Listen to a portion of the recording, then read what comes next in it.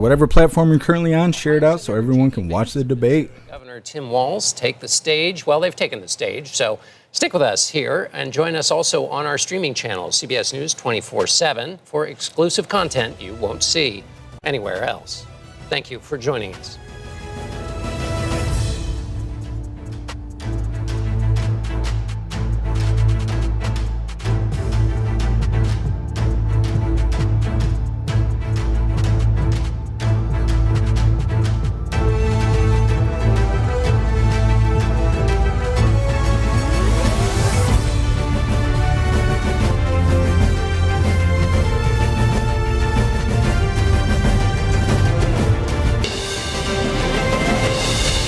With just over a month to go until Election Day, the first and only meeting between the two men who hope to become Vice President of the United States, Democratic Governor Tim Walz of Minnesota and Republican Senator J.D. Vance of Ohio. Now, this is likely the final debate of this election cycle, and voting is already underway in 20 states. CBS News polling shows this remains a race either presidential candidate could win.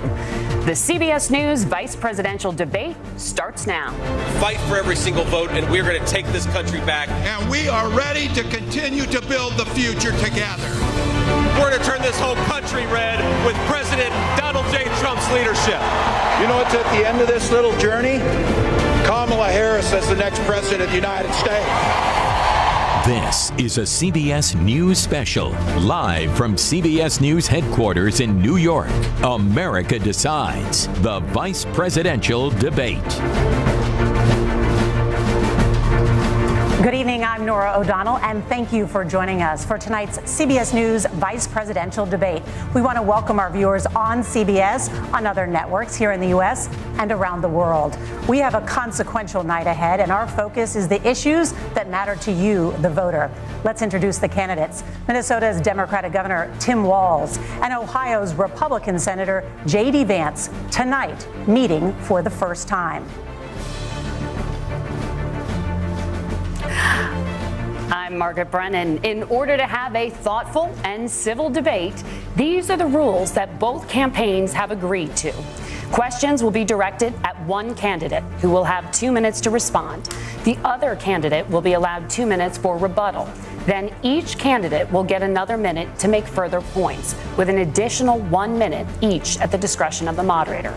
The primary role of the moderators is to facilitate the debate between the candidates, enforce the rules, and provide the candidates with the opportunity to fact-check claims made by each other.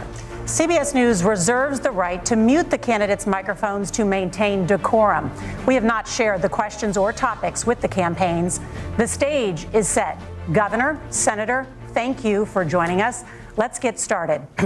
Tonight, our country is facing several unfolding crises. The Middle East is on the brink of war. Americans are suffering from the catastrophic impact of Hurricane Helene, and now a labor strike as 25,000 dock workers from Maine to Texas are picketing. We're going to begin tonight with the Middle East. Margaret. Thank you, Nora. Earlier today, Iran launched its largest attack yet on Israel, but that attack failed, thanks to joint U.S. and Israeli defensive action. President Biden has deployed more than 40,000 U.S. military personnel and assets to that region over the past year to try to prevent a regional war. Iran is weakened, but the U.S. still considers it the largest state sponsor of terrorism in the world, and it has drastically reduced the time it would take to develop a nuclear weapon. It is down now to 1 or 2 weeks' time. Governor Walz, if you were the final voice in the Situation Room, would you support or oppose a preemptive strike by Israel on Iran? You have 2 minutes. Well, thank you. And thank you for those joining at home tonight. Let's keep in mind where this started. October 7th, Hamas terrorists massacred over 1,400 Israelis and took prisoners. Israel's ability to be able to defend itself is absolutely fundamental. Getting its hostages back, fundamental, and ending the humanitarian crisis in Gaza. But the expansion of Israel and its proxies is an absolute fundamental necessity for the United States to have the steady leadership there. You saw it experienced today, where along with our Israeli partners and our coalition, able to stop the incoming attack. But what's fundamental here is that steady leadership is going to matter. It's clear, and the world saw it on that debate stage a few weeks ago, a nearly 80-year-old Donald Trump talking about crowd sizes is not what we need in this moment. But it's not just that. It's those that were closest to Donald Trump that understand how dangerous he is when the world is this dangerous. His chief of staff, John Kelly, said that he was the most flawed human being he'd ever met. And both of his secretaries of defense and his national security advisors said he should be nowhere near the White House. Now, the person closest to them, Donald Trump, said he's unfit for the highest office. That was Senator Vance. What we've seen out of Vice President Harris is we've seen steady leadership.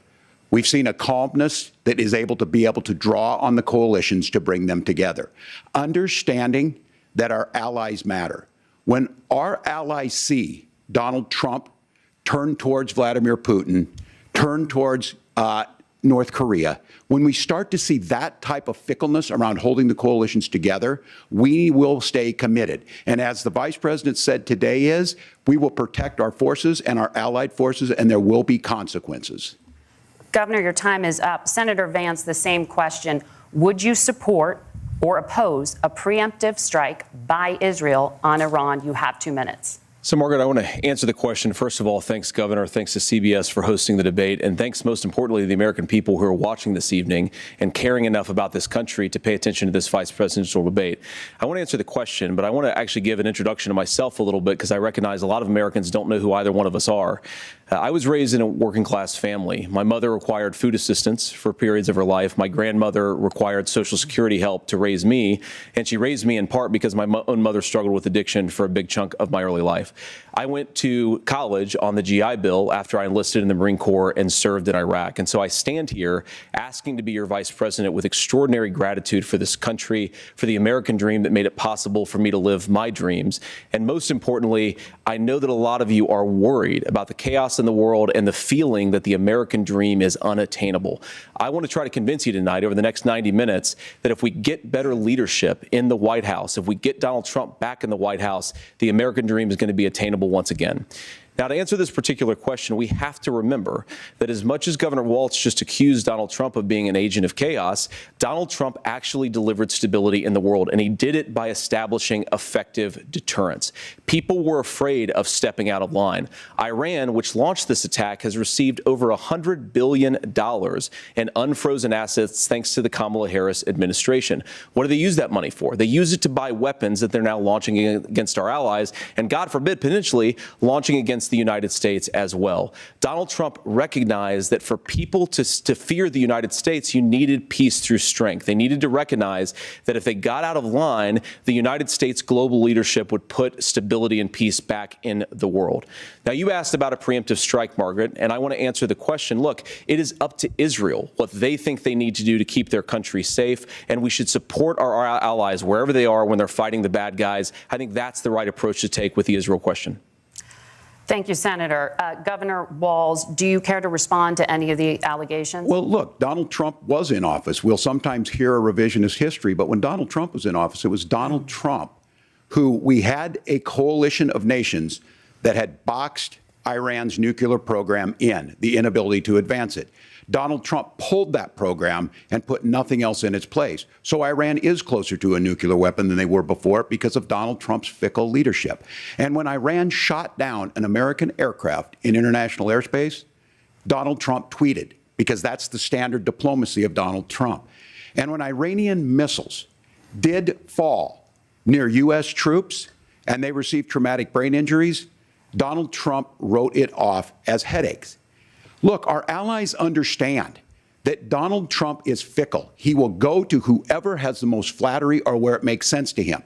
Steady leadership like you witnessed today, like you witnessed in April. Both Iranian attacks were repelled. Our coalition is strong, and we need the steady leadership that Kamala Harris is providing. Senator Vance, the U.S. did have a diplomatic deal with Iran to temporarily pause parts of its nuclear program, and President Trump did exit that deal. He recently said, just 5 days ago, the U.S. must now make a diplomatic deal with Iran because the consequences are impossible.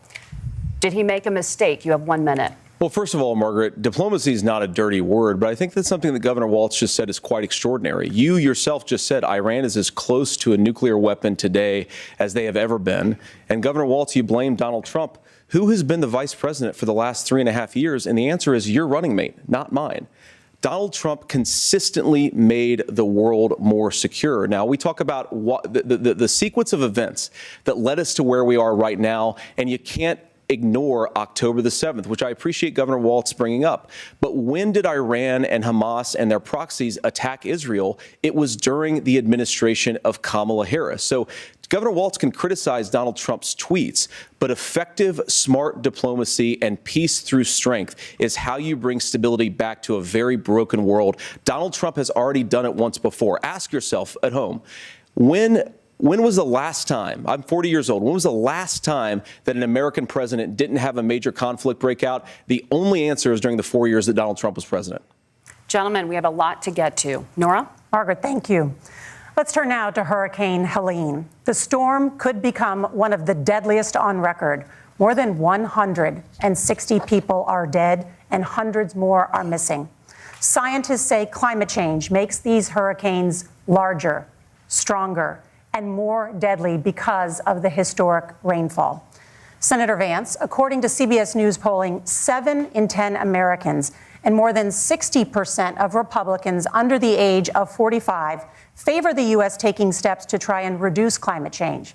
Senator, what responsibility would the Trump administration have to try and reduce the impact of climate change? I'll give you 2 minutes. Sure. So first of all, let's start with the hurricane, because it's an unbelievable, unspeakable human tragedy. I just saw today, actually, a photograph of 2 grandparents on a roof with a 6-year-old child, and it was the last photograph ever taken of them because the roof collapsed and those innocent people lost their lives. And I'm sure Governor Walz joins me in saying our hearts go out to those innocent people, our prayers go out to them, and we want as robust and aggressive as a federal response as we can get to save as many lives as possible, and then, of course, afterwards, to help the people in those communities rebuild. I mean, these are communities that I love. Some of them I know very personally in Appalachia, all across the Southeast. They need their government to do their job. And I commit that when Donald Trump is president again, the government will put the citizens of this country first when they suffer from a disaster. Now, Nora, you asked about climate change. I think this is a very important issue. Look, a lot of people are justifiably worried about all these crazy weather patterns. I think it's important for us, first of all, to say, Donald Trump and I support clean air, clean water. We want the environment to be cleaner and safer. But one of the things that I've noticed some of our Democratic friends talking a lot about is a concern about carbon emissions, this idea that carbon emissions drives all of the climate change. Well, let's just say that's true, just for the sake of argument, so we're not arguing about weird science. Let's just say that's true. Well, if you believe that, what would you want to do? The answer is that you'd want to reshore as much American manufacturing as possible, and you'd want to produce as much energy as possible in the United States of America, because we're the cleanest economy in the entire world. What have Kamala Harris's policies actually led to? More energy production in China, more manufacturing overseas, more doing business in some of the dirtiest parts of the entire world. And when I say that, I mean the amount of carbon emissions they're doing per unit of economic output. So if we actually care about getting cleaner air and cleaner water, the best thing to do is to double down and invest in American workers and the American people. And unfortunately, Kamala Harris has done exactly the opposite. Governor Walz, you have 2 minutes to respond. Well, we got close to an agreement because all those things are happening. Look, first of all, it is a horrific tragedy with this hurricane. And my heart goes out to the folks that are down there in contact with the governors. I serve as co-chair of the Council of Governors as we work together on these emergency managements. Governors know no partisanship. They work together. So all of the governors and the emergency responders are on the ground. Those happen on the front end. The federal government comes in, makes sure they're there to that we recover. But we're still in that phase where we need to make sure that they're staying there, staying focused. Now, look, coming back to the climate change issue, there's no doubt this thing roared onto the scene faster and stronger than anything we've seen. Senator Vance has said that there's a climate problem in the past. Donald Trump called it a hoax. and then joked that these things would make more beachfront property to be able to invest in. What we've seen out of the Harris administration now, the Biden-Harris administration, is we've seen this investment. We've seen massive investments, the biggest in global history that we've seen in the Inflation Reduction Act, has created jobs all across the country. 2,000 in Jeffersonville, Ohio, taking the EV technology that we invented and making it here. 200,000 jobs across the country. The largest solar manufacturing plant in North America sits in Minnesota. But my farmers know climate change is real. They've seen 500-year droughts, 500-year floods back to back. But what they're doing is adapting, and this has allowed them to tell me, look, I harvest corn, I harvest soybean, and I harvest wind. We are producing more natural gas and more oil at any time than we ever have. We're also producing more clean energy. So the solution for us is to continue to move forward, that climate change is real. Reducing our impact is absolutely critical, but this is not a false choice. You can do that at the same time you're creating the jobs that we're seeing all across the country. That's exactly what this administration has done. We are seeing us becoming an energy superpower for the future, not just the current. And that's what absolutely makes sense. And then we start thinking about how do we mitigate these disasters.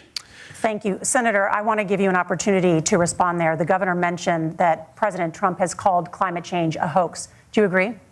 Well, look, what the president has said is that if the Democrats, in particular Kamala Harris and her leadership, if they really believe that climate change is serious, what they would be doing is more manufacturing and more energy production in the United States of America, and that's not what they're doing. So clearly, Kamala Harris herself doesn't believe her own rhetoric on this. If she did, she would actually agree with Donald Trump's energy policies. Now, something Governor Walz said I think is important to touch upon, because when we talk about clean energy, I think that's a slogan that often the Democrats will use here. And I'm talking, of course, about the Democratic leadership. And the real issue is that if you're spending hundreds of millions or even billions of dollars of American taxpayer money on solar panels that are made in China, number one, you're going to make the economy dirtier. We should be making more of those solar panels here in the United States of America. Some of them are, Tim, but a lot of them are being made overseas in China, especially the components that go into those solar panels. So if you really want to make the environment cleaner, you've got to invest in more energy production. We haven't built a nuclear facility, I think, one in the past 40 years. Senator. Natural gas, we got to invest more in it. Kamala Harris has done the opposite. That's raised energy prices and also meant that we're doing Senator, worse by the climate. Senator, your time is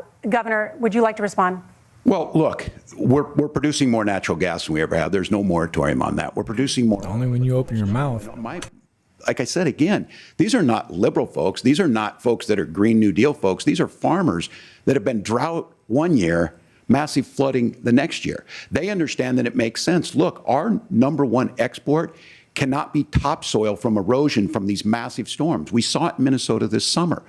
And thinking about how do we respond to that, we're thinking ahead on this. And what Kamala Harris has been able to do in Minnesota, we're starting to weatherproof some of these things. The infrastructure law that was passed allows us to think about mitigation in the future. How do we make sure that we're protecting by burying our power lines? How do we make sure that we're protecting lakefronts and things that we're seeing more and more of? But to call it a hoax and to take the oil company executives to Mar-a-Lago, say, give me money for my campaign, and I'll let you do whatever you want.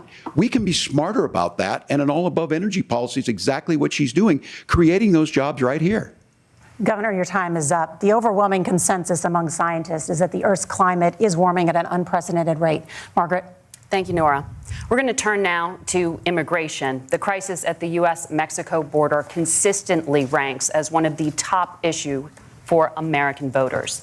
Senator Vance, your campaign is pledging to carry out the largest mass deportation plan in American history and to use the U.S. military to do so.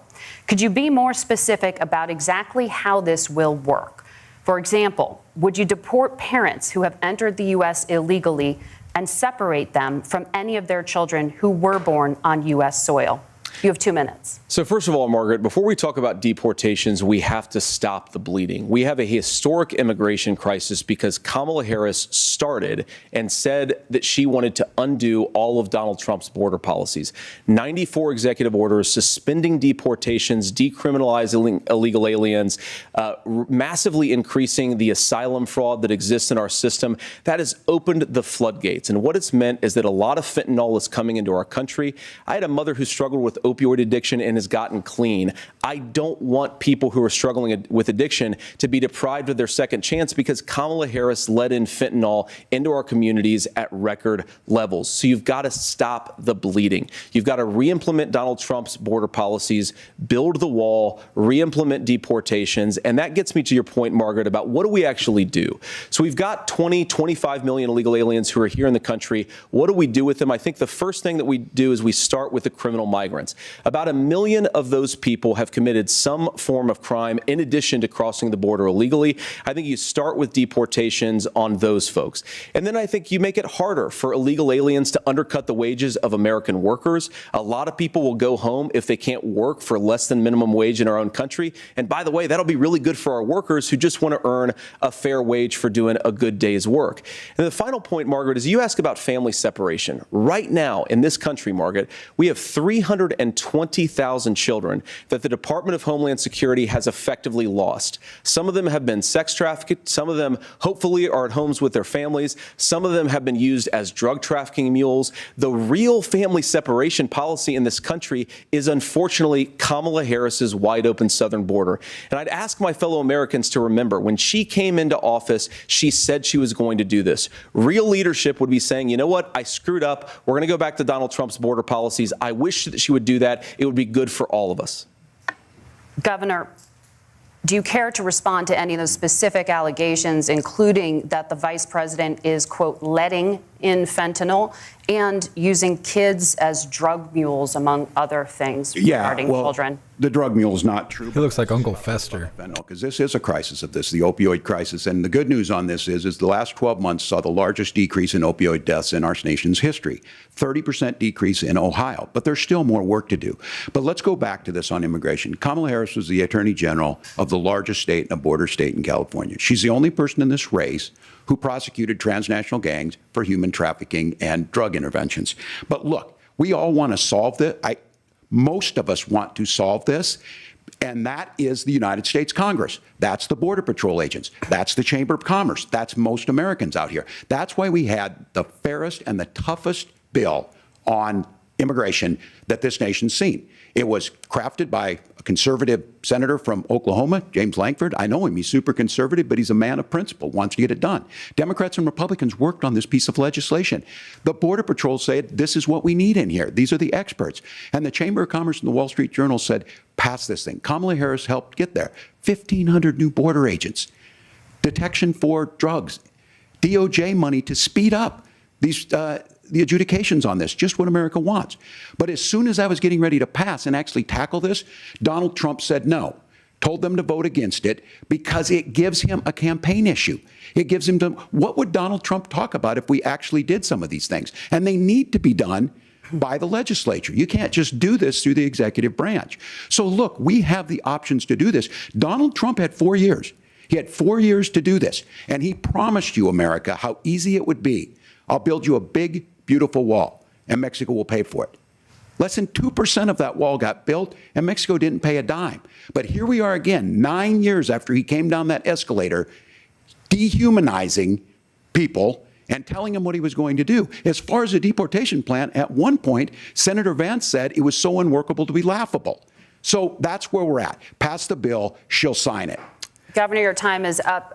Senator, the question was, will you separate parents from their children, even if their kids are U.S. citizens? You have 1 minute. Margaret, my point is that we already have massive child separations thanks to Kamala Harris's open border. And I didn't accuse Kamala Harris of inviting drug mules. I said that she enabled the Mexican drug cartels to operate freely in this country. And we know that they use children as drug mules, and it is a disgrace, and it has to stop. Look, I think what Tim said just doesn't pass the smell test. For 3 years, Kamala Harris went out bragging that she was going to undo Donald Trump's border policy. She did exactly that. We had a record number of illegal crossings. We had a record number of fentanyl coming into our country. And now that she's running for president, or a few months before, she says that somehow she got religion and cared a lot about a piece of legislation. The only thing that she did when she became the vice president, when she became the appointed border czar, was to undo 94 Donald Trump executive actions that opened the border. This problem is leading to massive problems in the United States of America. Parents who can't afford health care, schools schools that are overwhelmed. It's got to stop, and it will when Donald Trump is president again. Senator, your time is up. Governor, what about our CBS News polling, which does show that a majority of Americans, more than 50%, support mass deportations? Look, we fix this issue with a bill that is necessary, but the issue on this is what happens when you don't want to solve it. You demonize it. And we saw this. And Senator Vance, and it surprises me on this, talking about and saying, I will create stories to bring attention to this. That vilified a large number of people who were here legally in the community of Springfield. The Republican governor said, it's not true, don't do it. There's consequences for this. There's consequences. We could come together. Senator Langford did it. We could come together and solve this if we didn't let Donald Trump continue to make it an issue. And the consequences in Springfield were the governor had to send state law enforcement to escort kindergartners to school. I believe Senator Vance wants to solve this, but by standing with Donald Trump and not working together to find a solution, it becomes a talking point. And when it becomes a talking point like this, we dehumanize and villainize other human beings. Tim, Governor, your time is up. Senator, I'll give you 1 minute, but let me just ask you the question first. The governor has made the point, and I think as a sitting lawmaker, you know that Congress controls the purse strings and any funding. So you have said repeatedly that Donald Trump would, through executive action, solve this. Do you disagree that Congress controls the purse strings and would need to support many of the changes that you would actually want to implement? You have 1 minute. Look, Margaret, first of all, the gross majority of what we need to do at the southern border is just empowering law enforcement to do their job. I've been to the southern border more than our borders are. Kamala Harris has been. And it's actually heartbreaking because the Border Patrol agents, they just want to be empowered to do their job. Of course, additional resources would help. But most of this is about the president and the vice president empowering our law enforcement to say, if you try to come across the border illegally, you've got to stay in Mexico. You've got to go back through proper channels. Now, Governor Walz brought up the community of Springfield, and he's very worried about the things that I've said in Springfield. Look, in Springfield, Ohio, and in communities all across this country, you've got schools that are overwhelmed. You've got hospitals that are overwhelmed. You have got housing that is totally unaffordable because we brought in millions of illegal immigrants to compete with Americans for scarce homes. The people that I'm most worried about in Springfield, Ohio, are the American citizens who have had their lives destroyed by Kamala Harris's open border. It is a disgrace, Tim. And I actually think, I agree with you. I think you want to solve this problem, but I don't think that Kamala Harris does. Senator, your time is up. Governor, you have 1 minute to respond. Yeah, well, it is law enforcement that asked for the bill. They helped craft it. They're the ones that supported it. That's because they know we need to do this. Look, this issue of continuing to bring this up, of not dealing with it, of blaming migrants for everything. On housing, we could talk a little bit about Wall Street speculators buying up housing and making them less affordable, but it becomes a blame.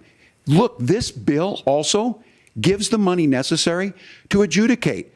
I agree. It should not take 7 years for an asylum claim to be done. This bill gets it done in 90 days. Then you start to make a difference in this, and you start to adhere to what we know, American principles. Look, I don't talk about my faith a lot, but Matthew 25:40 talks about, to the least amongst us you do unto me. I think that's true of most Americans. They simply want order to it. This bill does it. It's funded. It's supported by the people who do it. And it lets us keep our dignity about how we treat other people.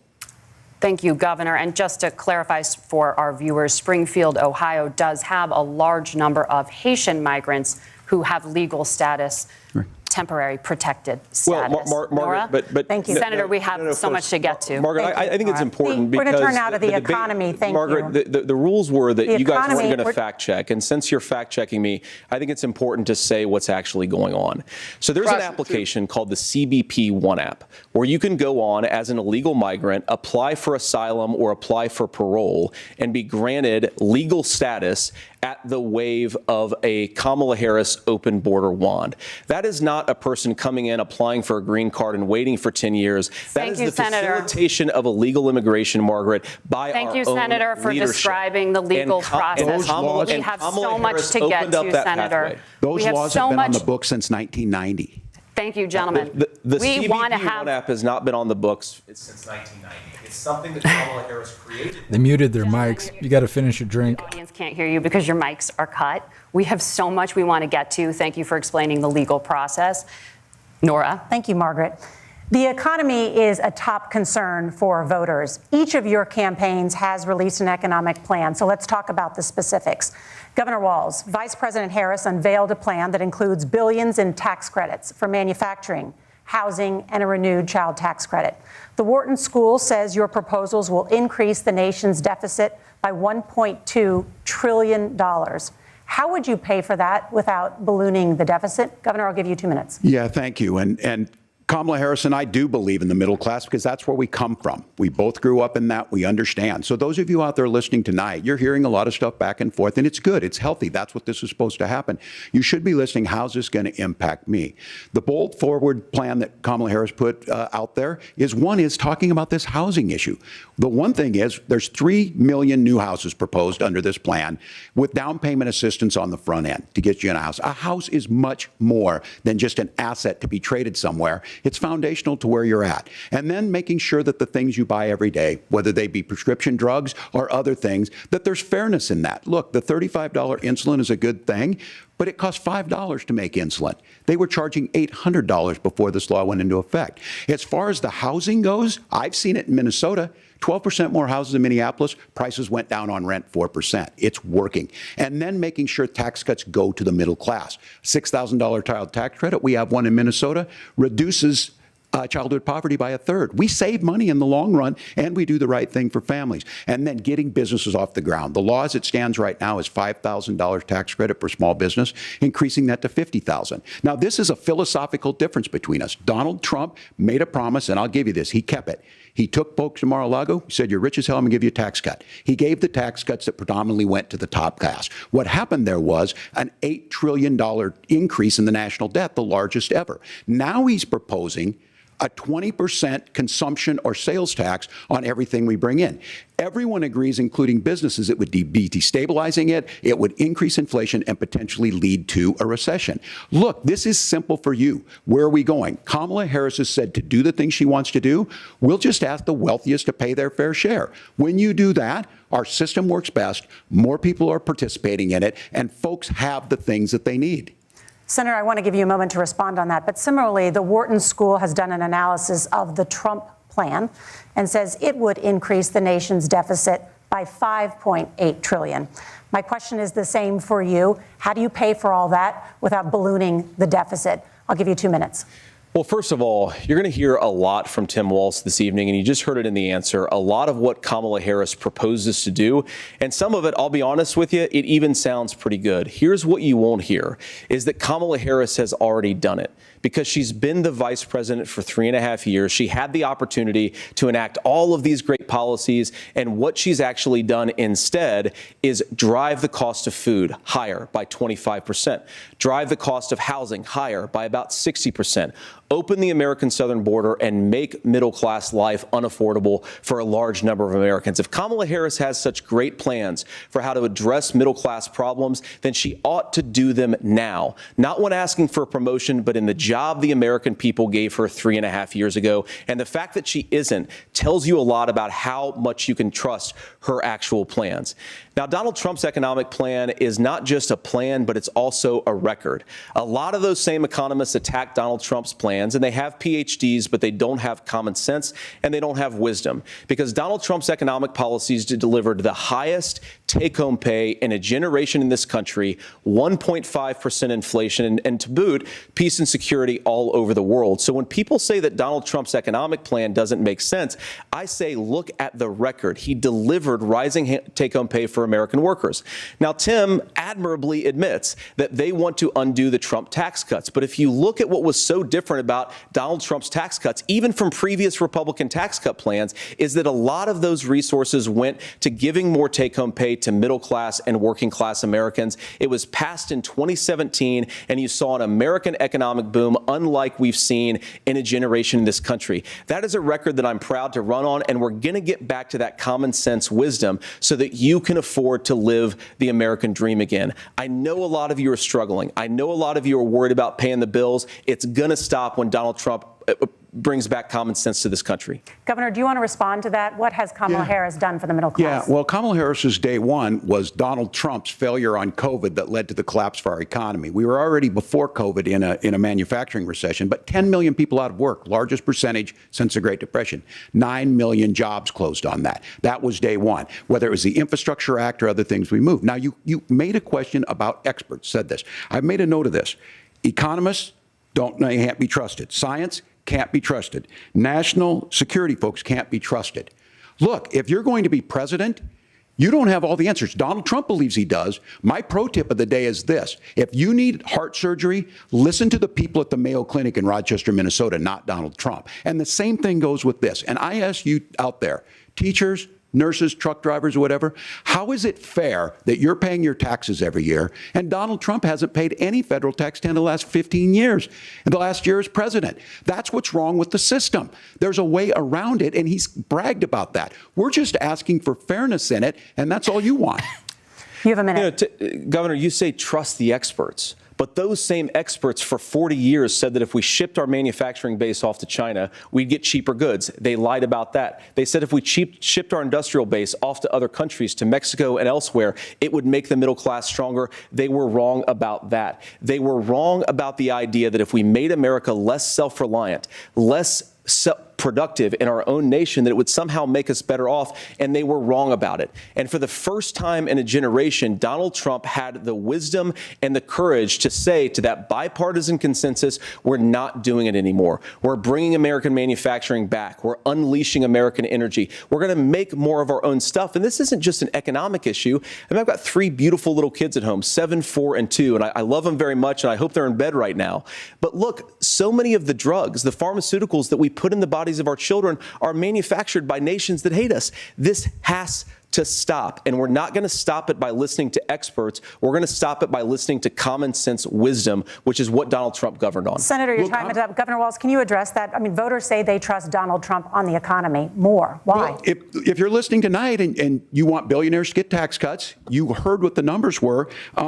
Look, I'm a union guy on this. I'm not a guy who wanted to ship things overseas, but I understand that, look, we produce soybeans and corn. We need to have fair trading partners. That's something that we believe in. I think the thing that most concerns me on this is Donald Trump was the guy who created the largest trade deficit in American history with China.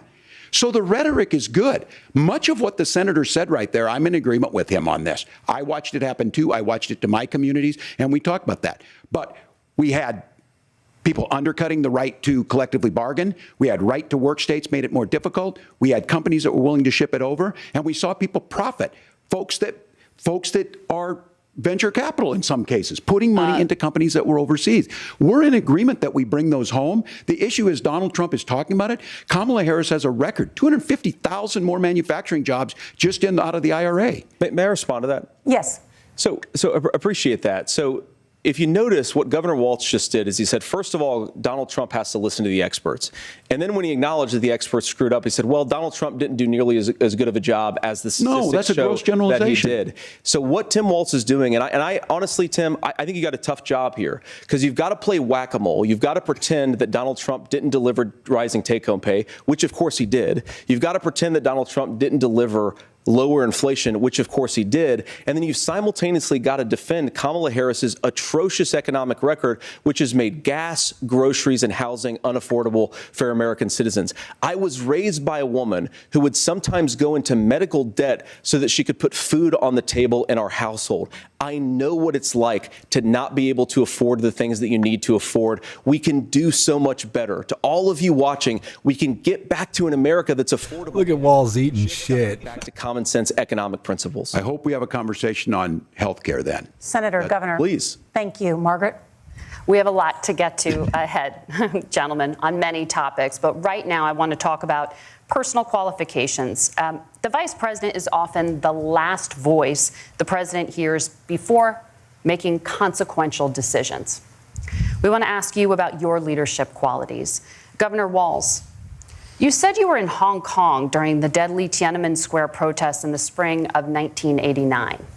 But Minnesota Public Radio and other media outlets are reporting that you actually didn't travel to Asia until August of that year.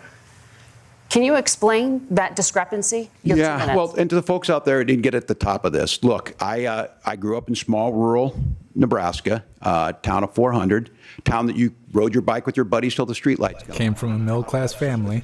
I joined the National Guard at 17, worked on family farms, and then I used the GI Bill to become a teacher, passionate about it, a young teacher. My first year out, I got the opportunity in the summer of '89 to travel to China. 35 years ago, be able to do that. I came back home and then started a program to take young people there. We would take basketball teams, we would take baseball teams, we would take dancers, and we would go back and forth to China. The issue for that was to try and learn. Now look, my community knows who I am. They saw where I was at. Look, I will be the first to tell you, I have poured my heart into my community. I've tried to do the best I can, but I've not been perfect, and I'm a knucklehead at times, but it's always been about that. Those same people elected me to Congress for 12 years. And in Congress, I was one of the most bipartisan people, working on things like farm bills that we got done, working on veterans benefits. And then the people of Minnesota were able to elect me to governor twice. So look, my commitment has been from the beginning to make sure that I'm there for the people, to make sure that I get this right. I will say more than anything, many times I will talk a lot, I will get caught up in the rhetoric, but being there, the impact it made, the difference it made in my life, I learned a lot about China. I hear the critiques of this. I would make the case that Donald Trump should have come on one of those trips with us. I guarantee you he wouldn't be praising Xi Jinping about COVID, and I guarantee you he wouldn't start a trade war that he ends up losing. So this is about trying to understand the world. It's about trying to do the best you can for your community, and then it's putting yourself out there and letting your folks understand what it is. My commitment, whether it be through teaching, which I was good at, or whether it was being a good soldier or was being a good member of Congress, those are the things that I think are the values that people care about. Governor, just to follow up on that, the question was, can you explain the discrepancy? All I said on this is I got there that summer and misspoke on this. So I will just, that's what I've said. More misspeaking.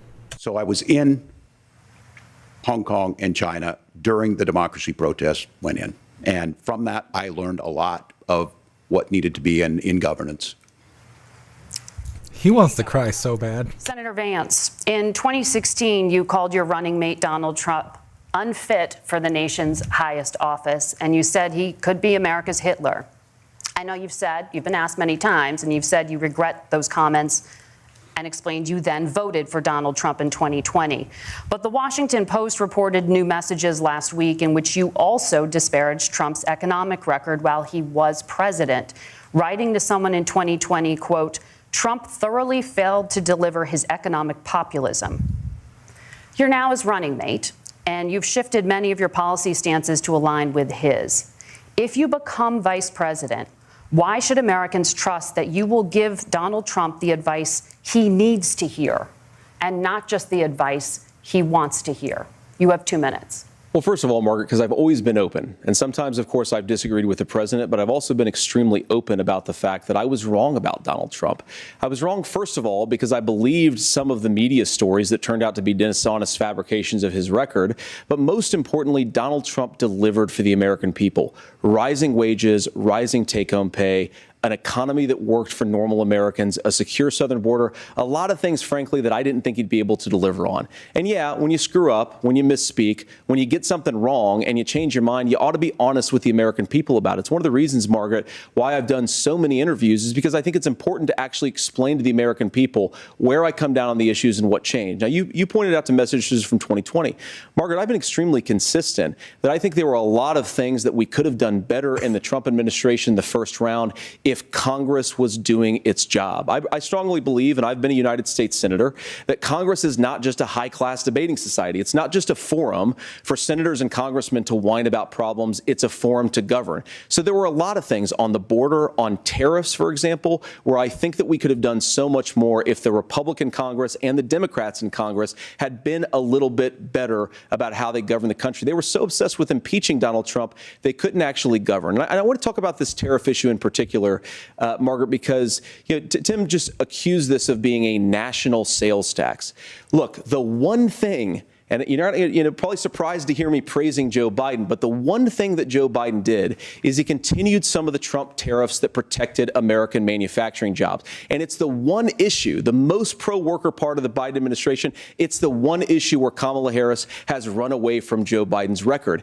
Think about this. If you're trying to employ slave laborers in China at $3 a day, you're going to do that and undercut the wages of American workers unless our country stands up for itself and says you're not accessing our markets unless you're paying middle-class Americans a fair wage. Senator, your time is up. Nora? Thank you. Now to the issue of reproductive rights.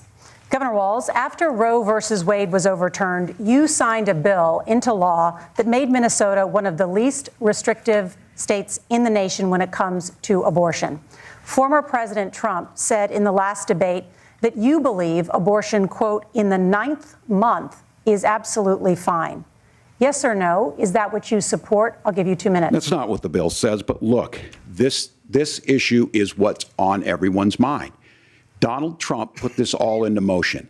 He brags about how great it was that he put the judges in and overturned Roe versus Wade, 52 years of personal autonomy. And then he tells us, oh, we send it to the states. It's a beautiful thing. Amanda Zaworski would disagree with you on it's a beautiful thing. A young bride in Texas waiting for their child at 18 weeks. She has a complication, a tear in the membrane. She needs to go in. The medical care at that point needs to be decided by the doctor. And that would have been an abortion. But in Texas, that would have put them in legal jeopardy. She went home, got sepsis, nearly dies, and now she may have difficulty having children. Or in Kentucky, Hadley Duvall, a 12-year-old child raped and impregnated by her stepfather. Those are horrific. Now, when God asked about that, Senator Vance said 2 wrongs don't make a right. There is no right in this. So in Minnesota, what we did was restore Roe versus Wade. We made sure that we put women in charge of their health care. But look, this is not where, if you don't know Amanda or a Hadley, you soon will. Their Project 2025 is going to have a registry of pregnancies. It's going to make it more difficult, if not impossible, to get contraception and limit access, if not eliminate access to infertility treatments. For so many of you out there listening, me included, infertility treatments are why I have a child. That's nobody else's business, but those things are being proposed. And the catch-all on this is, well, the states will decide what's right for Texas might not be right for Washington. That's not how this works. This is basic human right. We have seen maternal mortality skyrocket in Texas, outpacing many other countries in the world. This is about health care. In Minnesota, we are ranked first in health care for a reason. We trust women. We trust doctors. Senator, do you want to respond to the governor's claim? Will you create a federal pregnancy monitoring agency?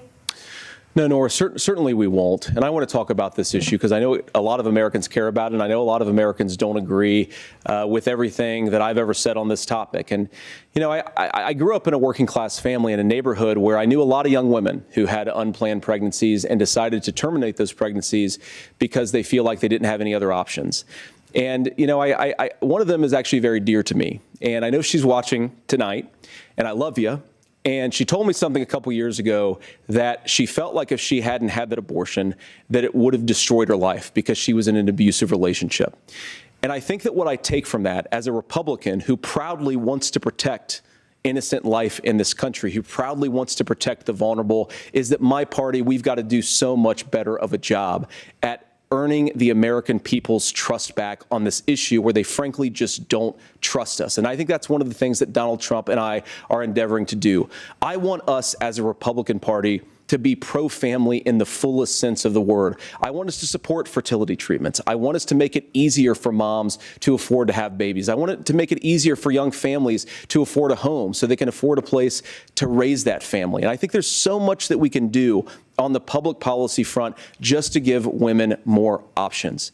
Now, of course, Donald Trump has been very clear that on the abortion policy specifically, that we have a big country and it's diverse. And California has a different viewpoint on this than Georgia. Georgia has a different viewpoint from Arizona. And the proper way to handle this, as messy as democracy sometimes is to let voters make these decisions, let the individual states make their abortion policy. And I think that's what makes the most sense in a very big, a very diverse, and let's be honest, sometimes a very, very messy and divided country. Governor, would you like to respond and also answer the question about restrictions? Yeah, well, the question got asked and Donald Trump made the accusation that wasn't true about Minnesota. Well, let me tell you about this idea that there's diverse states. There's a young woman named Amber Thurman. She happened to be in Georgia, a restrictive state. Because of that, she had to travel a long distance to North Carolina to try and get her care. Amber Thurman died in that journey back and forth. The fact of the matter is, how can we as a nation say that your life and your rights, as basic as the right to control your own body, is determined on geography? There's a very real chance, had Amber Thurman lived in Minnesota, she would be alive today. That's why the restoration of Roe versus Wade. When you listen to Vice President Harris talk about this subject and you hear me talk about it, you hear us talking exactly the same. Donald Trump is trying to figure out how to get the political right of this. I agree with a lot of what Senator Vance said about what's happening. His running mate, though, does not, and that's the problem. Governor, your time is up. Senator, let me ask you about that. He mentioned, was, I think, referring to a national ban. In the past, you have supported a federal ban on abortion after 15 weeks. In fact, you said if someone can't support legislation like that, quote, you are making the United States the most barbaric pro-abortion regime anywhere in the entire world. My question is, why have you changed your position? Well, Nora, first of all, I never supported a national ban. I did when I was running for Senate in 2022 talk about setting some minimum national standard. For example, we have a partial birth abortion ban in place in this country at the federal level. I don't think anybody's trying to get rid of that, or at least I hope not, though I know that Democrats have taken a very radical pro-abortion stance. But Nora, you know, one of the things that changed is in the state of Ohio, we had a referendum in 2023, and the people of Ohio voted overwhelmingly, by the way, against my position. And I think that what I learned from that, Nora, is that we've got to do a better job at winning back people's trust. So many young women would love to have families. So many young women also see an unplanned pregnancy as something that's going to destroy their livelihood, destroy their education, destroy their relationships. And we have got to earn people's trust back. And that's why Donald Trump and I are committed to pursuing pro-family policies, making childcare more accessible, making fertility treatments more accessible, because we've got to do a better job at that. And that's what real leadership is. Governor, your response. I'm going to respond on the pro-abortion piece of that. No, we're not. We're pro-women. We're pro-freedom to make your own choice. We know what the implications are to not be that. Women having miscarriages, women not getting the care, physicians feeling like they may be prosecuted for providing that care. And as far as making sure that we're educating our children and giving them options, Minnesota's a state with one of the lowest teen pregnancy rates. We understand that, too. We know that the options need to be available, and we make that true. We also make it, we're a top 3 state for the best place to raise children. But these two things, to try and say that we're pro-children, but we don't like this, or you guys are pro-abortion, that's not the case at all. We are pro-freedoms for women to make their choices, and we're going, and Kamala Harris is making the case, to make options for children more affordable, a $6,000 child tax credit, but we're not going to base that on the backs of making someone like Amber Thurman drive 600 miles to try and get health care. Senator. May I respond to that? First of all, Governor, I agree with you. Amber Thurman should still be alive, and there are a lot of people who should still be alive, and I certainly wish that she was. And maybe you're free to disagree with me on this and explain this to me, but as I read the Minnesota law that you signed into law, the statute that you signed into law, it says that a doctor who presides over an abortion where the baby survives, the doctor is under no obligation to provide life-saving care to a baby who survives a botched late-term abortion. That is, I think, whether you're pro-choice or pro-abortion, that is fundamentally barbaric. And that's why I use that word, Nora, is because some of what we've seen, do you want to force Catholic hospitals to perform abortions against their will? Because Kamala Harris has supported suing Catholic nuns to violate their freedom of conscience. We can be a big and diverse country where we respect people's freedom of conscience and make the country more pro-baby and pro-family. But please. Yes, Governor, please respond. Look, this is one where there's always something there. This is a very simple proposition.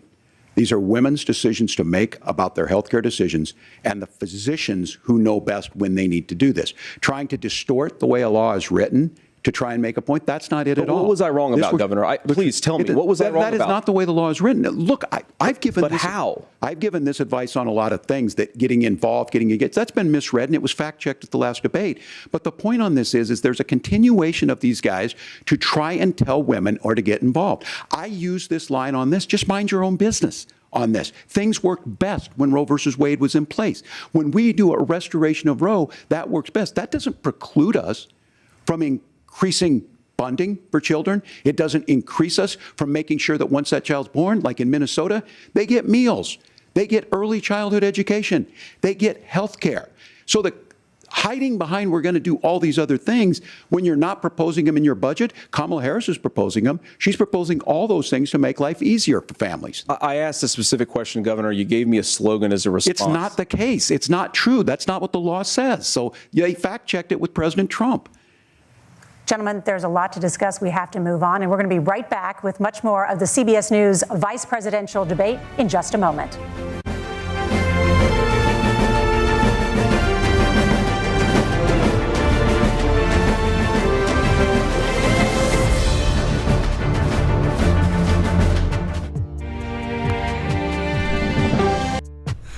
It looked like J.D. Vance didn't know whether to laugh or smile or grin or what to do at the end there. That is funny. So let me know how you guys think that Walz is doing. He's winning, right? That's the guy that's winning right now. Holy. Tim Walz looks like he's going to cry. J.D. Vance is just wiping him. It is brutal. It's a bloodbath.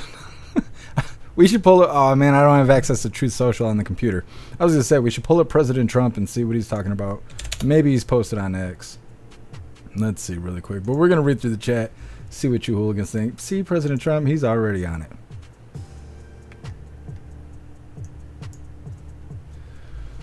Oh, man. Did he post a book? It's not that bad. Everyone knows I would not support a federal abortion ban under any circumstances and would, in fact, veto it because it is up to the states to decide based on the will of their voters, the will of the people. Like Ronald Reagan before me, I fully support the 3 exceptions for rape, incest, and the life of the mother. I do not support the Democrats' radical position of the left-term abortion, late-term abortion, like as an example in the 7th, 8th, or 9th month, or in case there is any question, the possibility of execution of the baby after birth. Thank you for your attention to this matter. President Trump's on it. He's on it. Let me see. So from what I understand, he's posting pretty regularly on Truth right now. But like I said, I don't have access to that on the computer. Sam, his ass is hurting. I know, Tim Walz, he's having a hard time right now. Real hard time. Salt Ragu, the Thunderdome. Something. Zero, I really want a balls out debate. Let them shout and argue. They're getting there. They're pretty much talking directly to each other. Breeze by you, Walz is lost. He is. Salt Ragu, he's gonna cry now. That's why they had to take the break. They're like, oh no, he's looking like he's leaking. His top and his bottom is leaking. Error 16, JD smoking Walz. He is. It's real bad. Kevin, Tim looks like he's going to cry. He does. He's got it right in his face. And the way he's looking at JD Vance, to me, is pretty aggressive. He's like being all frantic like that. I don't know. I don't like when people are moving all quick around me like that. Like they're ready to attack you. Trump girl, Tampon Tim's going to have a stroke. He's going to have a stroke after the live. I'm sure he's got the horse already and everything, but hardcore. I don't know how they're going to spin this. Like, how are they going to say that J.D. Vance lost this debate? I don't understand.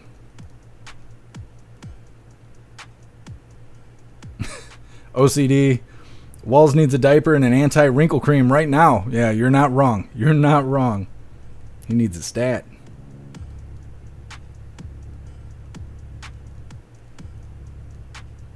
Hugh-town. Tim has the horse jitters. Is that what it is? I don't know what's going on with these ads.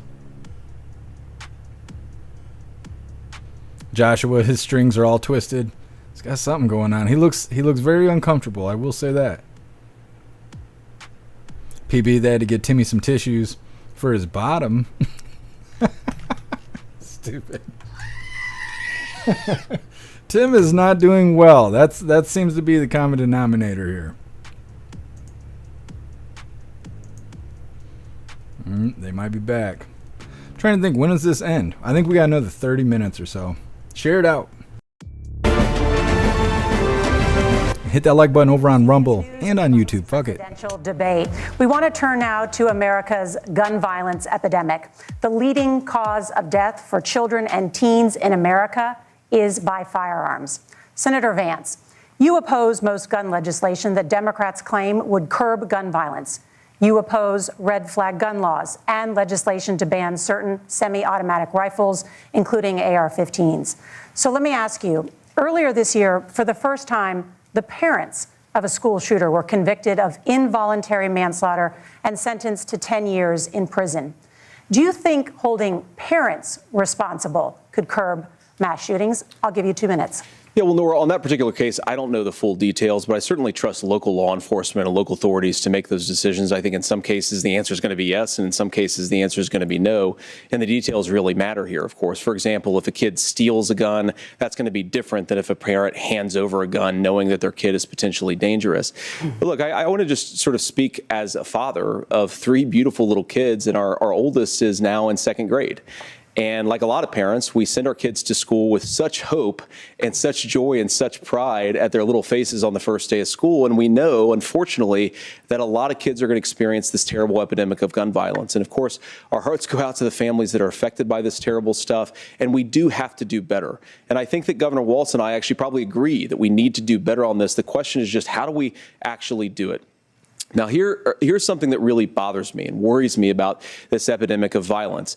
The gross majority, close to 90% in some of the statistics I've seen, of the gun violence in this country is committed with illegally obtained firearms. And while we're on that topic, we know that thanks to Kamala Harris's open border, we've seen a massive influx in the number of illegal guns run by the Mexican drug cartel. So that number, the amount of illegal guns in our country is higher today than it was 3.5 years ago. But what do we do about the schools? What do we do to protect our kids? And I think the answer is, and I say this not loving the answer, because I don't want my kids to go to school in a school that feels unsafe or where there are visible signs of security. But I unfortunately think that we have to increase security in our schools. We have to make the doors lock better. We have to make the doors stronger. We've got to make the windows stronger. And of course, we've got to increase school resource officers, because the idea that we can magically wave a wand and take guns out of the hands of bad guys, it just doesn't fit with recent experience. So we've got to make our schools safer. And I think we've got to have some common sense bipartisan solutions for how to do that. Governor, you have 2 minutes. Well, I think all the parents watching tonight, this is your biggest nightmare. Look, I got a 17-year-old, and he witnessed a shooting at a community center playing volleyball. Those things don't leave you. As a member of Congress, I sat in my office surrounded by dozens of the Sandy Hook parents, and they were looking at my 7-year-old picture on the wall. Their 7-year-old were dead, and they were asking us to do something. And look, I'm a hunter. I own firearms. The vice president is. We understand that the Second Amendment is there, but our first responsibility is to our kids to figure this out. In Minnesota, we've enacted enhanced red flag laws, enhanced background checks, and we can start to get data. But here's the problem. If we really want to solve this, we've got folks that won't allow research to be even done on gun violence. And this idea that we should just live with it. And here's what I do think, that this is what is he even talking about? I 100% believe that Senator Vance hates it when these kids, it's abhorrent and it breaks your heart. I agree with that. But that's not far enough when we know there are things that worked. I've spent time in Finland and seen some Finnish schools. They don't have this happen, even though they have a high gun ownership rate in the country. There are reasonable things that we can do to make a difference. It's not infringing on your Second Amendment. And the idea to have some of these weapons out there, it just doesn't make any sense. Kamala Harris, as an attorney general, worked on this issue. She knows that it's there. No one's trying to scaremonger and say we're taking your guns, but I ask all of you out there, do you want your schools hardened to look like a fort? Is that what we have to go? When we know there's countries around the world that their children aren't practicing these types of drills. They're being killed. We owe it to them to get a fix. These are things that shouldn't be that difficult. You can still keep your firearms, and we can make a difference. We have to. If you're listening tonight, this breaks your heart. Senator. Tim, first of all, I didn't know that your 17-year-old witnessed a shooting. I'm sorry about that, and I hope that he's doing okay. Christ have mercy. It is awful. And I appreciate what Tim said, actually, about Finland, because I do think it illustrates some of the frankly, weird differences between our own country's gun violence problem and Finland. Okay, first of all, we have way higher rates of mental health abuse, or mental health substance abuse. We have way higher rates of depression, way higher rates of anxiety. We unfortunately have a mental health crisis in this country that I really do think that we need to get to the root causes of, because I don't think it's the whole reason why we have such a bad gun violence problem, but I do think it's a big piece of it. Another driver of the gun violence epidemic, especially that affecting our kids, it doesn't earn as many headlines, but is the terrible gun violence problem in a lot of our big cities. And this is why we have to empower law enforcement to arrest the bad guys, put them away, and take gun offenders off the streets. I think there's a whole host of things that we can do here, but I do think at our schools we've got to talk about more security. Senator, thank you. Governor, you previously opposed an assault weapons ban, but only later in your political career did you change your position. Why? Yeah, I sat in that office with those Sandy Hook parents. I've become friends with school shooters. I've seen it. Look, the NRA, I was an NRA guy for a long time. They used to teach gun safety. I'm of an age where my shotgun was in my car so I could pheasant hunt after football practice. That's not where we live today.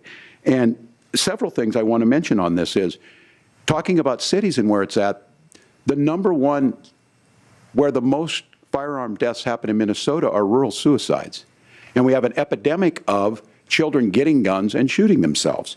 And so we have, and we should look at all of the issues, making sure folks have health care and all that, but I want to be very careful. This idea of stigmatizing mental health, just because you have a mental health issue doesn't mean you're violent. And I think what we end up doing is we start looking for a scapegoat. Sometimes it just is the guns.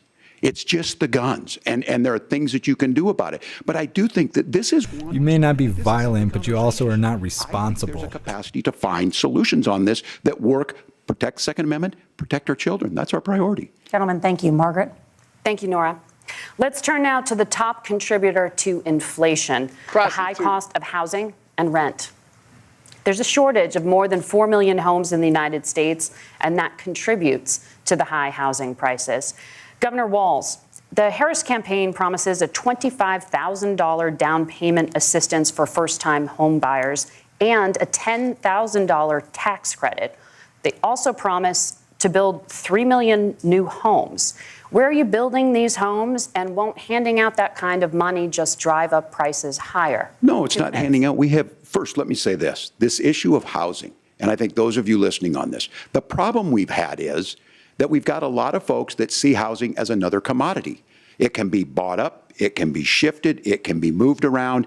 Those are not folks living in those houses. Those of you listening tonight, that house is a big deal. I bought and owned one house in my life.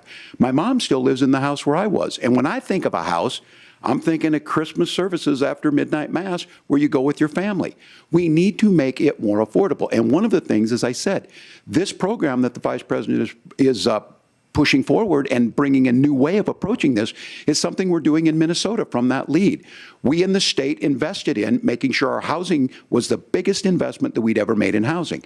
It starts to make it easier. We cut some of the red tape. Local folks, look, we can't do it at the federal level, but local folks make it easier to build those homes. And then that down payment assistance. I can tell all of you out there, one of the certainly for me, using the GI Bill was one thing, but a veteran's home loan, the big thing about a veteran's home loan is you don't have to pay the down payment. Those are things that make it there. Now, look, you're going to pay it back, and you're going to pay your mortgage. Those are things that we know in the long run, the appreciated value, the generational wealth that's created from it. And I will give Minneapolis an example. Minneapolis is the one city where we've seen the lowest inflation rates. We've seen a 12% increase in stock because we've put some of these things in, and we're implementing a state program to make sure we give some of that down payment assistance. We get it back from people because here's what we know. People with stable housing end up with stable jobs. People with stable housing have their kids able to get to school. All of those things in the long run end up saving our money. And that's the thing that I think we should be able to find some common ground in, but we can't blame immigrants for the only reason. That's not the case that's happening in many cities. The fact of the matter is that we don't have enough naturally affordable housing, but we can make sure that the government's there to help kickstart it, create that base. Governor, your time is up. Senator Vance, as far as your campaign's position, the promise is to seize federal lands to build homes, remove regulation, provide tax breaks, and cut back on immigration, which you say pushes up prices. Where are you going to build all the new homes you're promising, and what part of any of this plan will provide immediate relief? You have 2 minutes. Well, first of all, Tim just said something that I agree with. We don't want to blame immigrants for higher housing prices, but we do want to blame Kamala Harris for letting in millions of illegal aliens into this country, which does drive up costs, Tim. 25 million illegal aliens competing with Americans for scarce homes is one of the most significant drivers of home prices in the country. It's why we have massive increases in home prices that have happened right alongside massive increases in illegal alien populations under Kamala Harris's leadership. Now, Tim just mentioned a bunch of ideas. Now, some of those ideas I actually think are halfway decent, and some of them I disagree with. But the most important thing here is Kamala Harris is not running as a newcomer to politics. She is the sitting vice president. If she wants to enact all of these policies to make housing more affordable, I invite her to use the office that the American people already gave her, not sit around and campaign and do nothing while Americans find the American dream of homeownership completely unaffordable. Now, you asked, Margaret, what would immediately change the equation for American citizens?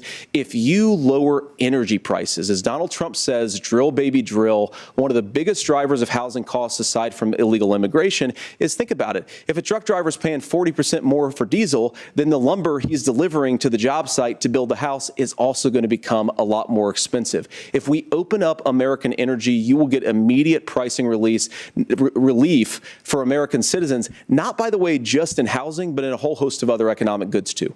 Senator Vance, you still have 23 seconds there. Do you want to answer? Can I have it? Where? Yeah.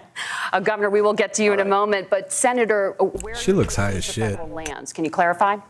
Well, what Donald Trump has said is we have a lot of federal lands that aren't being used for anything. They're not being used for national park. They're not being used, and they could be places where we build a lot of housing. And I do think that we should be opening up building in this country. We have a lot of land that could be used. We have a lot of Americans that need homes. We should be kicking out illegal immigrants who are competing for those homes, and we should be building more homes for the American citizens who deserve to be here. Senator, your time is up.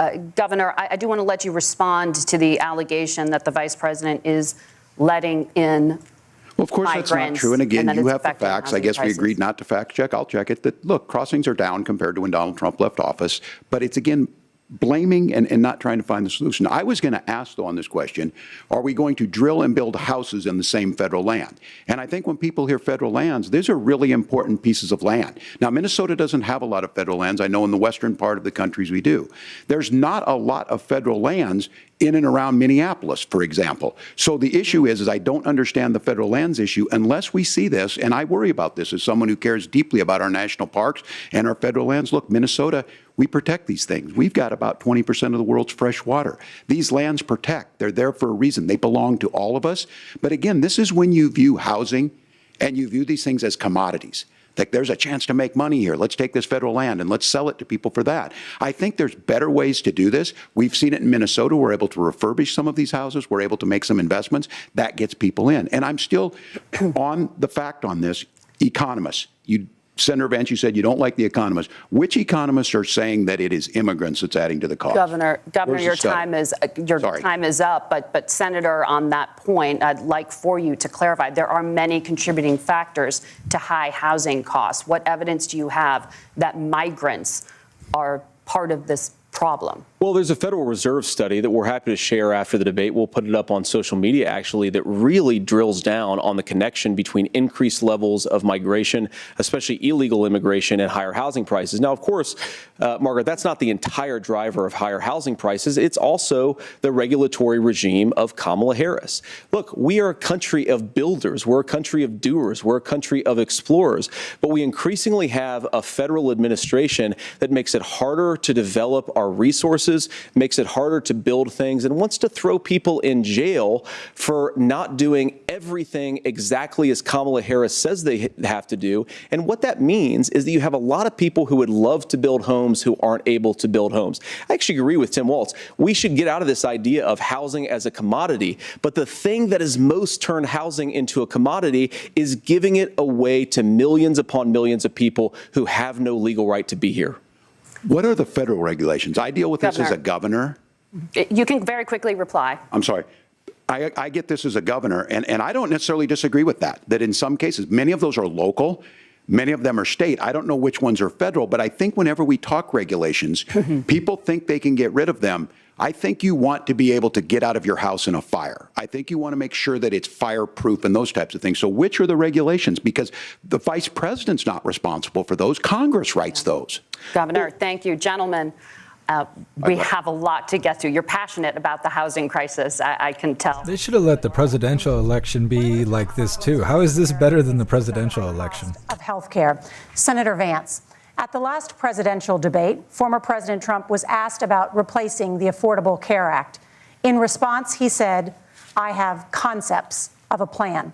Since then, Senator, you've talked about changing how chronically ill Americans get health insurance. Can you explain how that would work?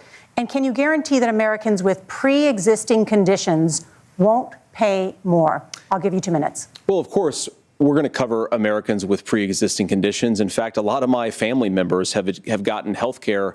I believe, members of my family actually got private health insurance, at least for the first time, switched off of Medicaid onto private insurance for the first time under Donald Trump's leadership. And I think that, a lot of people have criticized this concepts of a plan remark. Look, it's very simple common sense. I think as Tim Walz knows from 12 years in Congress, you're not going to propose a 900-page bill standing on a debate stage. It would bore everybody to tears, and it wouldn't actually mean anything because part of this is the give and take of bipartisan negotiation. Now, when Donald Trump was actually president, and again, he has a record to be proud of, prescription drugs fell in 2018 for the first time in a very long time. Under Kamala Harris's leadership, prescription drugs are up about 7%. Under Donald Trump's entire 4 years, they were up about 1.5%.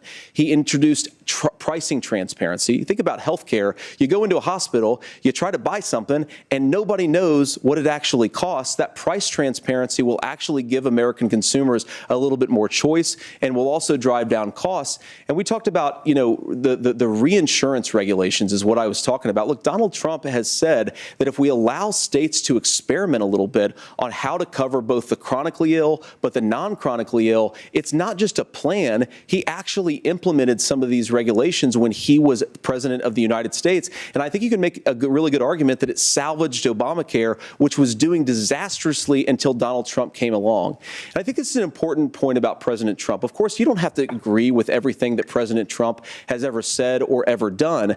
But when Obamacare was crushing under the weight of its own regulatory burden and health care costs, Donald Trump could have destroyed the program. Instead, he worked in a bipartisan way to ensure that Americans had access to affordable care. It's not perfect, of course, and there's so much more that we can do. But I think that Donald Trump has earned the right to put in place some better health care policies. He's earned it because he did it successfully the first time. Governor? All right, here's where being an old guy gives you some history. I was there at the creation of the ACA. And the reason it was so important is I come from a major healthcare state, home of the Mayo Clinic, home to Medical Alley, 3M, Medtronic, all of those. We understand healthcare. It's why we're ranked first on affordability and accessibility and quality of healthcare. And so what I know is under Kamala Harris, More people are covered than they have before. And those of you listening, this is critical to you. Now, Donald Trump all of a sudden wants to. Go back and remember this. He ran on the first thing he was going to do on day one was to repeal Obamacare. On day one, he tried to sign an executive order to repeal the ACA. He signed on to a lawsuit to repeal the ACA, but lost at the Supreme Court. And he would have repealed the ACA had it not been for the courage of John McCain to save that bill. Now, fast forward, what that means to you is you lose your pre-existing conditions. If you're sitting at home and you got asthma, too bad. If you're a woman, probably not. Broke your foot during football, might kick you out. Your kids get kicked out when they're 26. Kamala Harris negotiated drug prices for the first time with Medicare. We have 10 drugs that will come online, the most common ones that'll be there. But look, this issue, and when Donald Trump said, I've got a concept of a plan, it cracked me up as a fourth grade teacher because my kids would have never given me that. But what Senator Vance just explained might be worse than a concept, because what he explained is pre-Obamacare. And I'll make this as simple as possible because I have done this for a long time. What they're saying is, if you're healthy, why should you be paying more? So what they're going to do is let insurance companies pick who they insure, because guess what happens? You pay your premium, it's not much. They figure they're not going to have to pay out to you. But those of you a little older, gray, got cancer, you're going to get kicked out of it. That's why the system didn't work. Kamala Harris will protect and enhance the ACA.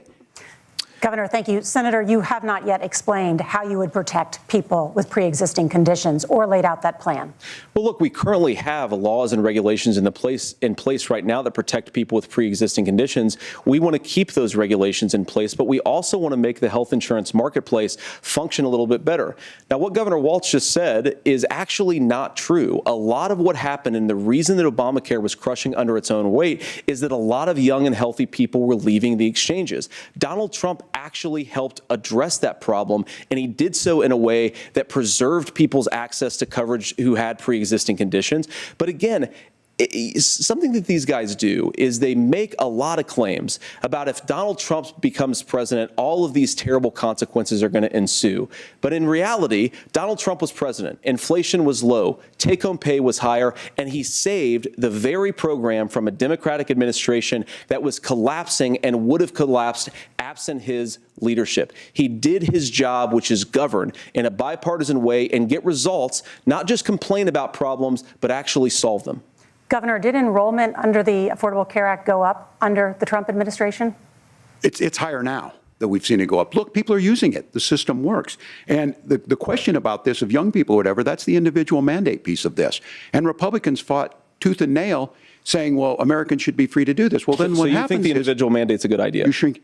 I think the idea of making sure the risk pool is broad enough to cover everyone, that's the only way insurance works. When it doesn't, it collapses. You are asking pre-ACA where we get people out. Look, people know that they need to be on health care. People expect it to be there. And when we are able to make it, and we are making it this way, when we incentivize people to be in the market, when we help people who might not be able to afford it get there, and we make sure then when you get sick and old, it's there for you. Because I heard people say, well, I don't want to buy into Medicare or whatever. Good luck buying health care once you get past 70. So look, the ACA works. We can continue to do better. Kamala Harris did that. The way she made everything better was negotiating those 10 drugs on Medicare for the first time in American history. Thank you. Margaret. Can I address that? I apologize. We're out of time. Ahead, we have a number of subjects to discuss. Margaret. Let's talk about families in America.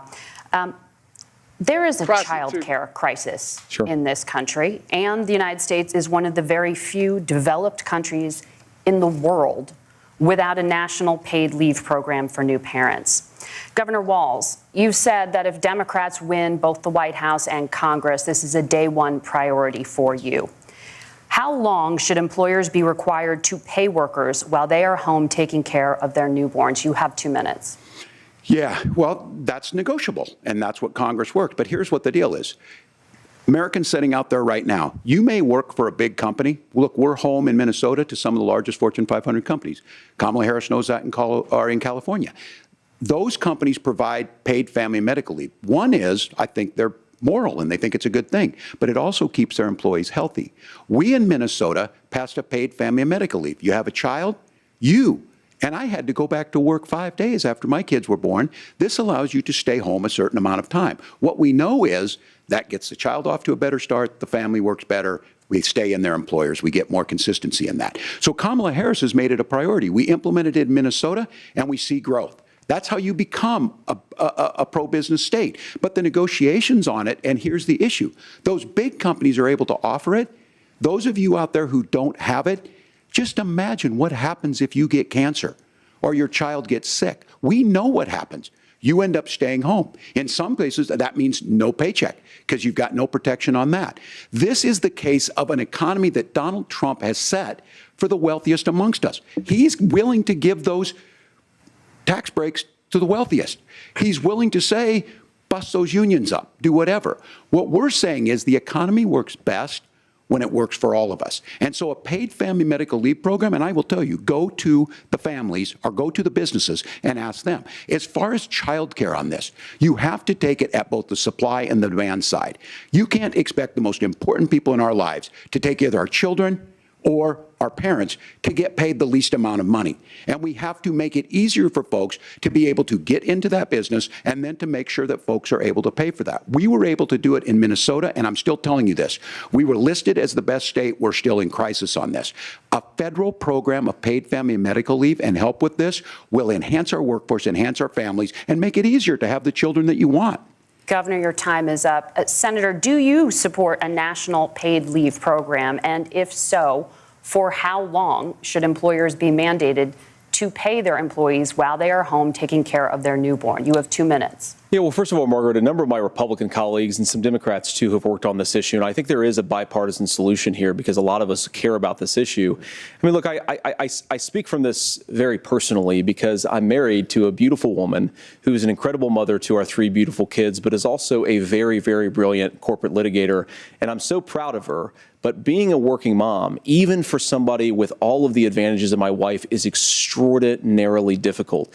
And it's not just difficult from a policy perspective. She actually had access to paid family leave because she worked for a bigger company. But the cultural pressure on young families and especially young women, I think makes it really hard for people to choose the family model they want. A lot of young women would like to go back to work immediately. Some would like to spend a little time home with the kids. Some would like to spend longer at home with the kids. We should have a family care model that makes choice possible. And I think this is a very important substantive difference between Donald Trump and Kamala Harris's approach. I mean, look, if you look at the federal programs that we have that support paid family leave right now, the Community Development Block Grant, and there's another block grant program that spends a lot of money from the federal government. These programs only go to one kind of child care model. Let's say you'd like your church maybe to help you out with child care. Maybe you live in a rural area or an urban area and you'd like to get together with families in your neighborhood to provide child care in the way that makes the most sense. You don't get access to any of these federal monies. We want to promote choice in how we deliver family care and how we promote child care because, look, it is unacceptable. And, you know, of course, Tim and I have been on the campaign trail a lot the past 7 or 8 weeks. And one of the biggest complaints I hear from young families is people who feel like they don't have options, like they're choosing between going to work or taking care for their kids. That is an incredible burden to put on American families. We're the only country that does it. I think we could do a heck of a lot better. Senator, thank you. You have also said, Senator Vance, many things about the American family. The Federal Reserve says parents will spend nearly as much on child care as they do on housing each month. So I want to get your thoughts on this. President Trump recently said, as much as child care is talked about as being expensive, it's relatively speaking not very expensive compared to the kinds of numbers we'll be taking in. Is President Trump committed to the $5,000 per child tax credit that you have described? You have 1 minute. Well, what President Trump said, Margaret, I just want to defend my running mate here a little bit, is that we're going to be taking in a lot of money by penalizing companies for shipping jobs overseas and penalizing countries who employ slave laborers and then ship their products back into our country and undercut the wages of American workers. It's the heart of the Donald Trump economic plan. Cut taxes for American workers and American families. Cut taxes for businesses that are hiring and building companies in the United States of America, but penalize companies and countries that are shipping jobs overseas. That's the heart of the economic proposal. And I think what President Trump is saying is that when we bring in this additional revenue with higher economic growth, we're going to be able to provide paid family leave, child care options that are viable and workable for a lot of American families. Can you clarify how that will solve the child care shortage? Well, because as Tim said, a lot of the child care shortage is we just don't have enough resources going into the multiple people who could be providing family care options.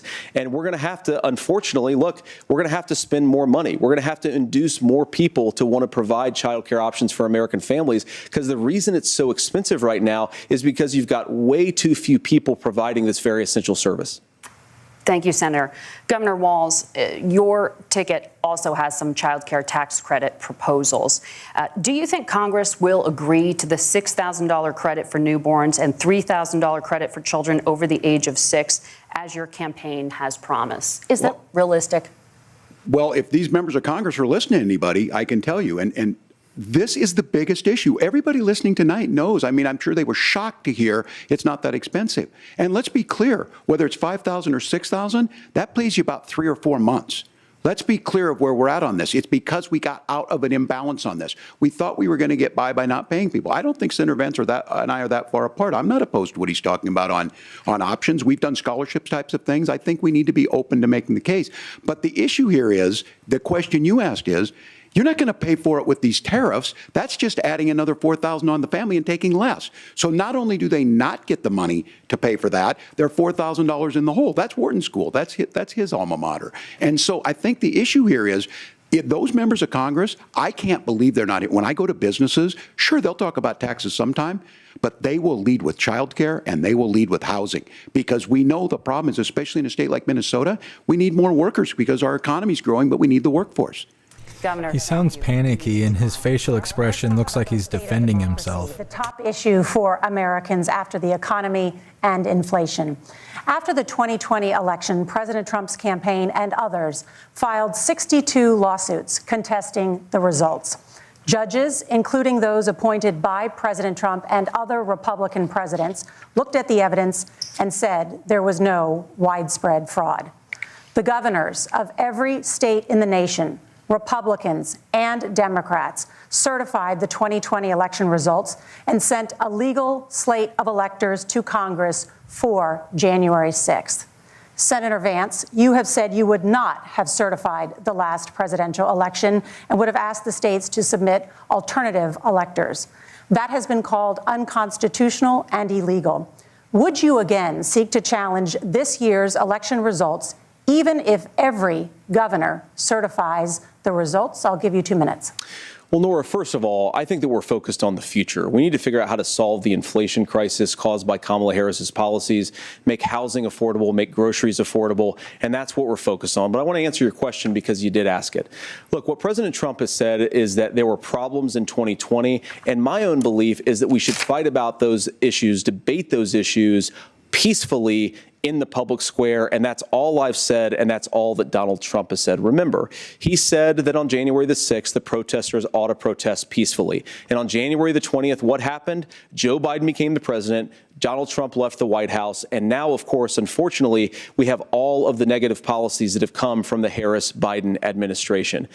I believe that we actually do have a threat to democracy in this country, but unfortunately, it's not the threat to democracy that Kamala Harris and Tim Walz want to talk about. It is the threat of censorship. It's Americans casting aside lifelong friendships because of disagreements over politics. It's big technology companies silencing their fellow citizens. And it's Kamala Harris saying that rather than debate and persuade her fellow Americans, she'd like to censor people who engage in misinformation. I think that is a much bigger threat to democracy than anything that we've seen in this country in the last 4 years, in the last 40 years. Now, I'm really proud, especially given that I was raised by 2 lifelong blue-collar Democrats, to have the endorsement of Bobby Kennedy Kennedy Jr. and Tulsi Gabbard, lifelong leaders in the Democratic coalition. And of course, they don't agree with me and Donald Trump on every issue. We don't have to agree on every issue, but we're united behind a basic American First Amendment principle that we ought to debate our differences. We ought to argue about them. We ought to try to persuade our fellow Americans. Kamala Harris is engaged in censorship at an industrial scale. She did it during COVID. She's done it over a number of other issues. And that, to me, is a much bigger threat to democracy than what Donald Trump said when he said that protesters should peacefully protest on January the 6th. Governor? Well, I've enjoyed tonight's debate, and I think there was a lot of commonality here. And I'm sympathetic to misspeaking on things, and I think I might have with the senator. Me too, man. There's one though that this one is troubling to me, and I say that because I think we need to tell the story. Donald Trump refused to acknowledge this, and the fact is that I don't think we can be the frog in the pot and let the boiling water go up. He was very clear. I mean, he lost this election, and he said he didn't. 140 police officers were beaten at the Capitol that day. Some with the American flag, several later died. And it wasn't just in there.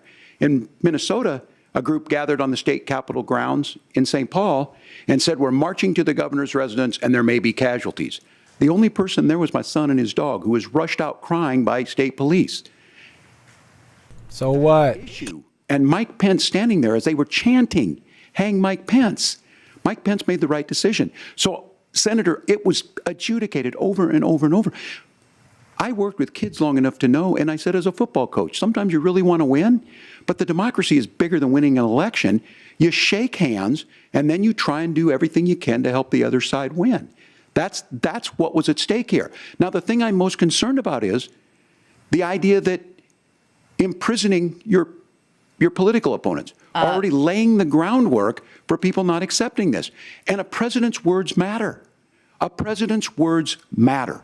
People hear that. So I think this issue of settling our differences at the ballot box, shaking hands when we lose, being honest about it. But they better let J.D. Vance reply. On January 6th, the first time in American history that a president or anyone tried to overturn a fair election and the peaceful transfer of power. And here we are 4 years later in the same boat. I will tell you this, that when this is over, we need to shake hands this election, and the winner needs to be the winner. This has got to stop. Nobody wants to touch your hands, buddy. Margaret? Senator Vance, did you want to respond to that? Yeah, well, look, Tim, first of all, it's really rich for Democratic leaders to say that Donald Trump is a unique threat to democracy when he peacefully gave over power on January the 20th, as we have done for 250 years in this country. We are going to shake hands after this debate and after this election. And of course, I hope that we win, and I think we're going to win. But if Tim Walz is the next vice president, he'll have my prayers, he'll have my best wishes, and he'll have my help whenever he wants it. But we have to remember that for years in this country, Democrats protested the results of elections. Hillary Clinton in 2016 said that Donald Trump had the election stolen by Vladimir Putin because the Russians bought like $500,000 worth of Facebook ads. This has been going on for a long time. And if we want to say that we need to respect the results of the election, I'm on board. But if we want to say, as Tim Walz is saying, that this is just a problem that Republicans have had, I don't buy that. Governor. January 6th was not Facebook ads. And I think a revisionist history on this. Look, I don't understand how we got to this point. But the issue was that happened. Donald Trump can do it. And all of us say there's no place for this. It has massive repercussions. This idea that there's censorship to stop people from threatening to kill someone, threatening to do something, that's not censorship. Censorship is book banning. We've seen that. We've seen that brought up. I just think he's just lying. Everyone tonight, and I'm going to thank Senator Vance. I think this is the conversation they want to hear, and I think there's a lot of agreement. But this is one that we are miles apart on. This was a threat to our democracy in a way that we had not seen. And it manifested itself because of Donald Trump's inability to say. He is still saying he didn't lose the election. I would just ask that. Did he lose the 2020 election? Come on, man. Tim, I'm focused on the future. Did Kamala Harris censor Americans from speaking their mind in the wake of the 2020 COVID situation? That is Has she damning. tried to- That is a damning non-answer. It's a damning non-answer for you to not talk about censorship. Obviously, Donald Trump and I think that there were problems in 2020. We've talked about it. I'm happy to talk about it further. But you guys attack us for not believing in democracy, the most sacred right under the United States. You should bring up 230, Section 230. You yourself have said there's no First Amendment right to misinformation. Kamala Harris wants to use the threatening or power hate of speech. government and big tech to silence people from speaking their minds. That is a threat to democracy that will long outlive this present political moment. I would like Democrats and Republicans to both reject censorship. Let's persuade one another. Let's argue about ideas, and then let's come together afterwards. You can't yell fire in a crowded theater. That's the test. That's the Supreme Court test. Tim, fire in a crowded theater. You guys wanted to kick people off of Facebook for saying that toddlers shouldn't Senator, wear the masks. governor does That's have the not floor. Fire in a crowded theater. That is criticizing the policies of the government, which is the right of every American. Senator, the governor does have the floor for 1 minute to Please. respond to you. Yeah.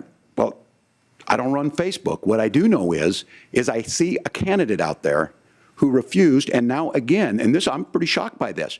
He lost the election. This is not a debate. It's not anything anywhere other than in Donald Trump's world. Because look, when Mike Pence made that decision to certify that election, that's why Mike Pence isn't on this stage. What I'm concerned about is, where is the firewall with Donald Trump? Where is the firewall if he knows he could do anything, including taking an election, and his vice president's not going to stand to it? That's what we're asking you, America. Will you stand up? Will you keep your oath of office? Will you support limiting Americans? And I think Kamala Harris would agree. She wouldn't have picked me if she didn't think I would do that, because of course that's what we would do. So America, I think you've got a really clear choice on this election of who's going to honor that democracy and who's going to honor Donald Trump. Governor, your time is up. Thank you, gentlemen. We will be right back with both of our candidates. The CBS News vice presidential debate continues.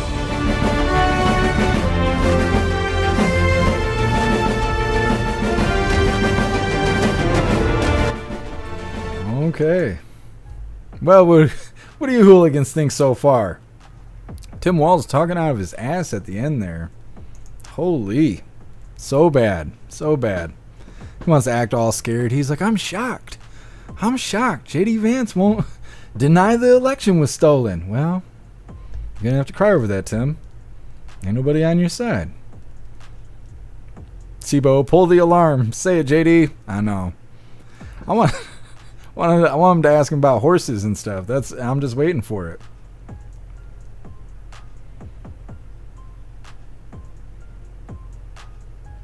Breeze by you, I'm tired of them saying ruin our democracy when they are the ones destroying the country. Yeah, they want to act all outraged and stuff, and they didn't like that JD was bringing up censorship because they're the ones causing it. That's like the Supreme Court just gave the A-OK on the White House reaching out to all social media platforms to tell them who they can and can't censor and accounts to ban and all of that. That's all censorship.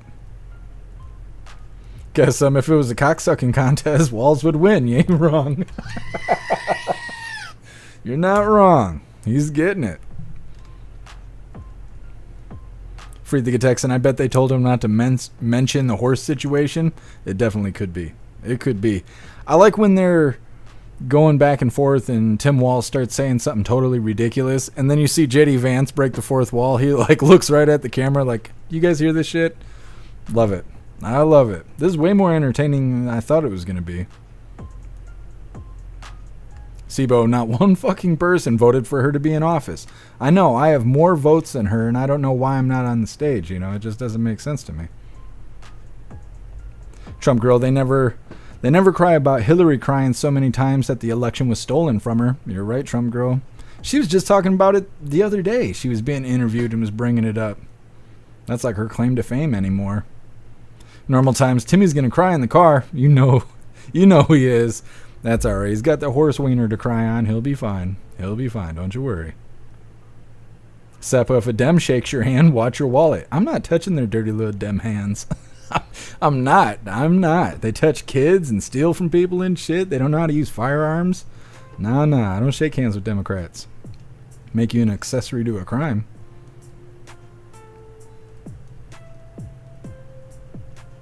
Alistair, with all the irregularities, the right thing to do would have been to see the evidence, pause the certification, and move to the next step.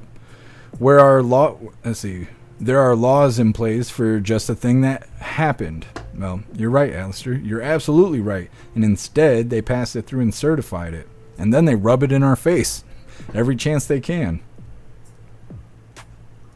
Normal times. A short tampon. President Trump's not even there, and every question's related to President Trump. I think they do. Well, they do that because they're used to it, but I think they also do that to try and rattle J.D. Vance, because it makes it so every statement made is like a big fuck you to President Trump. And then they ask his buddy, you know, like, hey, yeah, this guy, he's a dirty dog. By the way, we're going to ask his best friend some questions about it. I think they're doing it to try and rattle J.D. Vance, but it ain't working. It ain't working. Mr. Beans of Beans, CBS mods suck. Are you over there giving them trouble? I saw that their chat was on. I assumed it was going to get turned off like as soon as the debate started. I'm not sure how much time they got left. Probably just till 11 o'clock. I assume they'll have like some sort of final statement and they'll be wrapping things up. All right, here we go. Don't forget, hit that like button and share this out. It's the last round.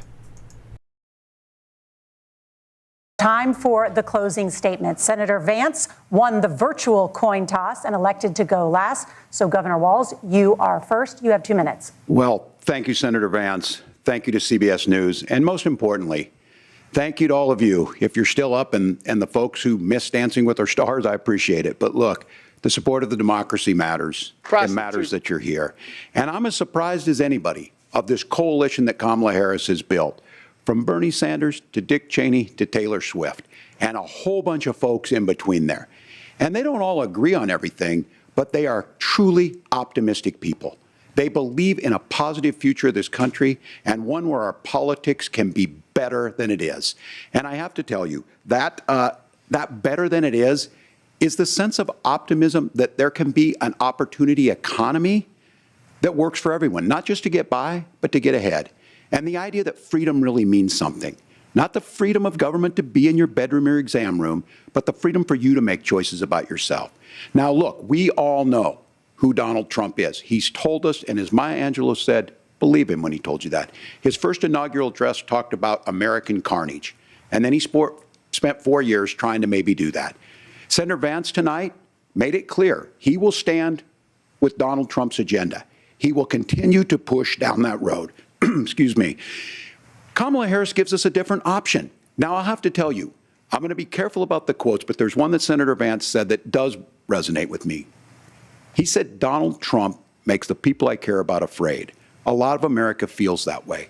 We don't need to be afraid.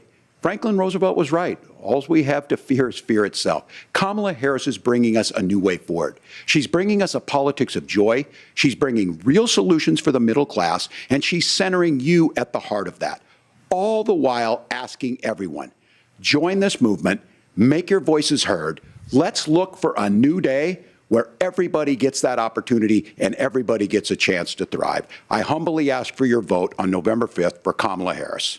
Governor Walz, thank you. Senator Vance, your closing statement.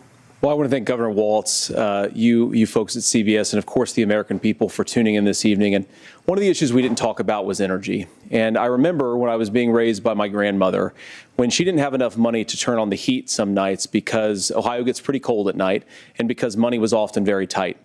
And I believe, as a person who wants to be your next vice president, that we are a rich and prosperous enough country where every American, whether they're rich or poor, ought to be able to turn on their heat in the middle of a cold winter night. That's gotten more difficult thanks to Kamala Harris's energy policies.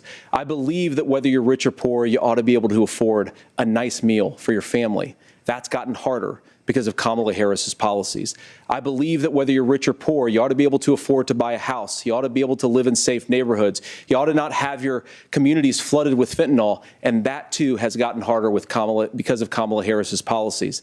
Now, I've been in politics long enough to do what Kamala Harris does when she stands before the American people and says that on day one, she's going to work on all these challenges I just listed. She's been the vice president for 3.5 years. Day one was 1,400 days ago, and her policies have made these problems worse. Now, I believe that we have the most beautiful country in the world. I meet people on the campaign trail who can't afford food, but have the grace and generosity to ask me how I'm doing and to tell me they're praying for my family. What that has taught me is that we have the greatest country, the most beautiful country, the most incredible people anywhere in the world.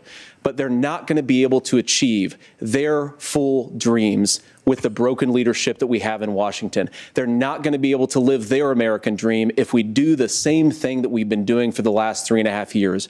We need change. We need a new direction. We need a president who has already done this once before and did it well. Please vote for Donald Trump. And whether you vote for me or vote for Tim Walz, I just want to say I'm so proud to be doing this, and I'm rooting for you. God bless you, and good night. Senator Vance, thank you. And thank you both for participating in the only vice presidential debate of this election cycle. I'm Margaret Brennan. And I'm Nora O'Donnell. And a reminder, there are just 35 days until Election Day. Please get out and one's baked and one's not. CBS News, thank you and good night.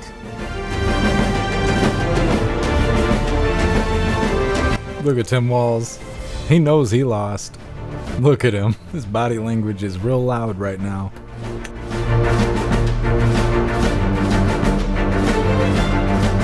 The first and only vice presidential debate. This election is now complete. It was a cordial debate of the kind that people mostly say they want. You notice here the two candidates lingering on the stage. That's quite a difference from the presidential debate, in which it was not even sure that Vice President Harris and Donald Trump would shake hands. It was a debate in which the line, "I appreciate what Tim said about Finland," was one of the many ways in which Senator Vance agreed with the governor. The governor agreed right back. But that's the tone and the kind of theater review of this. I'll pick out two issues. On the question of the top of the news today, which is the Middle East and the kinds of foreign policy surprises that hit any president. Tim Walz made the case that Donald Trump's temperament is unfit for any kind of surprise, cited the members of the Trump administration who have attested to that. Vance came back and said there were no wars during the Trump administration. On the economy, I'll make a political point. Okay, I don't want to hear any more stupid bullshit. Well, hooligans, what do you guys think about how the debate went? It was a lot more entertaining than I was thinking. By quite a bit. I mean, I knew we were going to make it fun, but I didn't know it was going to be all that. Kind of disappointed they didn't bring up the cats and the dogs being eaten. Really was looking forward to that. Can't believe that didn't happen. They must not have wanted to bring it up or something. They kind of brought it up, but they didn't really say it by name. They said because of what President Trump and J.D. Vance did, it had caused a threat to Springfield, Ohio, but they didn't specifically say the Haitians were eating the cats and dogs, and well, they had to talk about it, and then it caused a bunch of controversy. They didn't really say that. Anyways, we're gonna read through the chat really quick, see what you hooligans thought about the debate. We will be doing the Pledge of Allegiance and wrapping things up, but we'll be live again tomorrow, 1 p.m. Eastern time for Coffee with Hooligans. Captain Shamus, no cats, no dogs, no horses. Yeah, they didn't bring it up. Must have been off limits that time. Hair Juicer, man, the mods were bitchy. They were. One was looking high as shit. J Spray, JD killed it. I think so too. I can't think of anything that he did that made himself look bad or made President Trump look bad. I think he did really good. Breeze by you. Walz just looked a bit panicked, then aggressive, then panicked. Yeah, basically. I didn't like how he kept moving towards J.D. Vance. He'd keep like going over like that. Just, I don't know. I figured one of the times he was going to try and take a shot at J.D. Vance. Cadillac's Vance wins. Vance wins.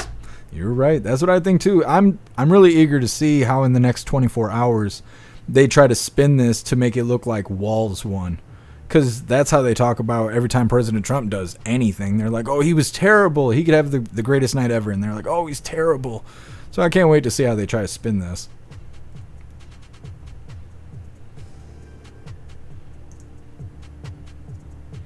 Kicks. He wanted to sniff his hair. That's probably what it was. Walz was a little jealous there. He was going to ask him if he uses horse shampoo. Ghostly, Tim brought shame to his family, great dishonor. And he also lost the debate. Also, you're not wrong, Ghostly. You're not wrong. Era 16, Walz was looking angry. I felt like in the beginning he did. He was looking really aggressive, but at the end, it just looked like that was the longest period of time of losing that he's gone through and had to acknowledge probably in his lifetime, because everyone around him's like a yes man. So to sit there and just suck ass and be like, damn, we got 45 minutes of me sucking ass left, like that's what it looked like. I bet he's crying right now, guarantee it. What's up, Sind? Happy freedom. Sind, how did I miss Walz saying that he became friends with a school shooter? I don't know what he was talking about, but he did say that. He mumbled a whole bunch of words together, and he was like, yeah, I became friends with a school shooter, blah, blah. And I was like, what? What does that mean? But nobody else said anything, so I was like, maybe I'm the stupid one. I was like, how does that make sense? He became friends with school shooters. And I was thinking maybe he was talking about like trained professionals, like people who went to school for shooting or something. Otherwise, I didn't know what the hell he was talking about. Snowboarder, amazing closing statement by Vance. Mic drop. I took a shot. That's right, Snowboarder. Yeah, he killed it. He used that last little bit, his whatever it was, his final words before the debate ended, to just drive home another policy. Because Hyann Harris doesn't have any policies. All they could do is talk about how J.D. Vance and President Trump, they're going to be bad. And J.D. Vance was like, hey, I got more time. Let's talk about something we didn't get to talk about that we're also going to fix around here. It's good stuff. It's good stuff. Era 16. He did say he was at Sandy Hook, but he said he listed things. He was listing things when they were talking about Finland and their gun laws and all this stuff. He said something about his kid being a part of an active shooter situation. Then he said something about Sandy Hook. Then he said something about being friends with school shooters is what he said. But I don't know what the hell he was talking about. If you watch the replay, you'll see it in my face because I heard it and I was like, what did he say? But nobody in the chat said anything. So I was like, it must just be me. Must be having a Biden moment.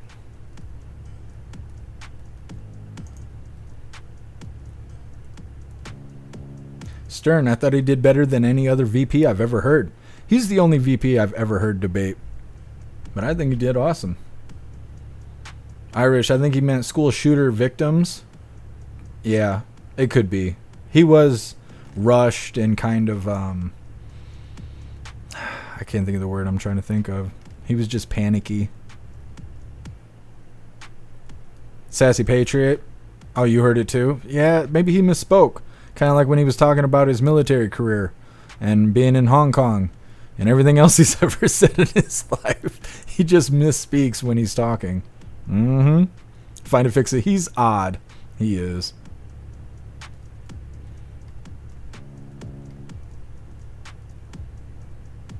Callie, Walz likes horses and angry Care Bears. He's a gross individual, I will say that. Was that his wife that walked up on stage? The one that was screaming like, bye-bye, Donald Trump. I thought that was his sister. And then she like showed up on the stage and I was like, wait a minute, is he banging his sister? Is that better than banging horses? These Democrats, I don't know how to scale this shit. You know, I just don't know. Anyways, it is that time once again, hooligans. Please join me for the Pledge of Allegiance. I pledge allegiance to the flag of the United States of America and to the republic for which it stands, one nation, under God, indivisible, with liberty and justice for all. All right, did the thing. Yeah. We're going to read through one last time just to make sure no hooligans are left behind, but we're going to wrap this up. Like I said, we will be live again tomorrow, 1 p.m. Eastern time for Coffee with Hooligans. We might have President Trump tomorrow, too. I'm not even really sure. I've been waiting on today to happen for like 4 days now. We'll see, but I will see you tomorrow. I know that. Captain Seamus' wife, sister, both? I think it's both. I'm not sure. Not sure. I'll thank you, Breeze by You. I hope you have a good night as well. Thank you, Pumpkin. Too old to care. Turn the page, Gwen. Yeah, but is it his sister, his wife, or both? Thank you, Bobby. Appreciate you being here. Thank you, David.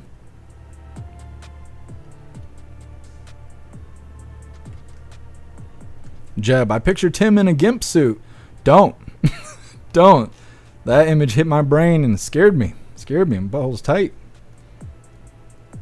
Oh, I appreciate you, Trump Girl. Thank you for being here with us. Thank you, AR-16. Have a good night. Ghostly, Tim Walz wants to normalize donkey shows in the U.S. You're not wrong. And he wants to volunteer first. I don't know what's wrong with that guy. Southern Eagleman, Vance all the way. I agree. He killed it tonight. Stern, it's his wife. Yeah, but is it also his sister? Goodness. It's his sister from another mister.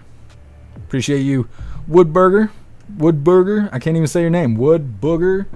Appreciate you being here. Thank you, Annette. Appreciate you, Ball. Thank you, Randy. I think we're good to go. Appreciate you, Donnie Brooklyn.